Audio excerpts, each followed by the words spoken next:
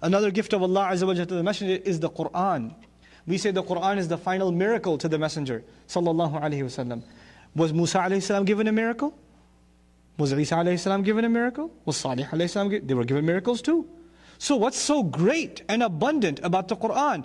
All of their miracles were only miracles while they were there. After they died, those things were no longer miracles, they were only stories that can be narrated.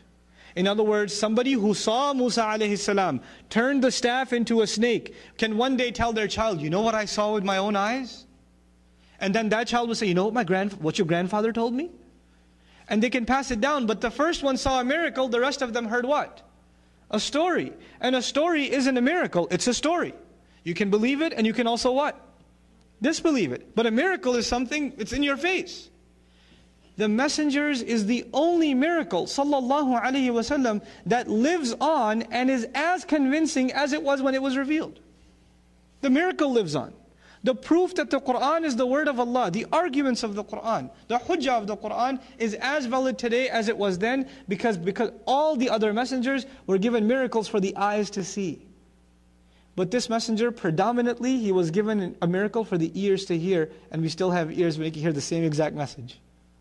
SubhanAllah. It's something incredible Allah gave His messenger. Right? Allah guaranteed His messenger victory. Sallallahu. This is part of the good He gave him. You know, there are other messengers that came 950 years, no victory on the earth. Except the believers had to escape and the world had to be destroyed. But Allah Azza wa Jal gave this messenger victory. Now I want to talk to you about that victory for a second. What's even miraculous about that victory? What's miraculous about that victory? You know, the kind of change that happened in Arabia and which became international in how long? 23 years.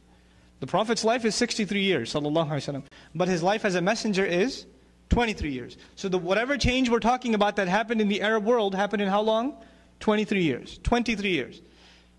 Has there ever been a change in the world that happened over the course of 23, 33, 43, 53, 63 years? I don't care if you talk about 500 years. A change that changed the way people think, what people love, what people hate, how people dress, how they run their government, how they run their economics, how they get married, how they get divorced, how they go to the bathroom, what they eat, what they don't eat, what they say, what they don't say, how they do business, how they take a loan. It changed every aspect of their life in how long? 23 years. 23 years. You know, those of you that are in high school, you take global history and you learn about revolutions. You learn about the Bolshevik Revolution in Russia. You learn about the French Revolution in Europe. These revolutions were either political or economic. They didn't change the ethics of the people. They didn't change how people eat and sleep and drink. They didn't change what people love and hate. They didn't change how people dress. Nothing else changed. One big change over the top and that's it. And even those changes were brought about by people who read the works of philosophers, and those philosophers lived decades before. Now, in other words, there's the historical formula. The philosopher of an idea is never on the battlefield. Never. And the philosopher of an idea is not even himself a revolutionary, he's just a philosopher. He's not going out there to try to convince people to make changes. He's just writing. He's just writing. Even the French Revolution, Voltaire and Rousseau, you read about this in global history, right?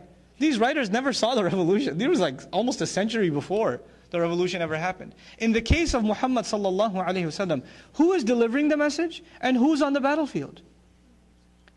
Can you imagine? And who's on the front of the battle?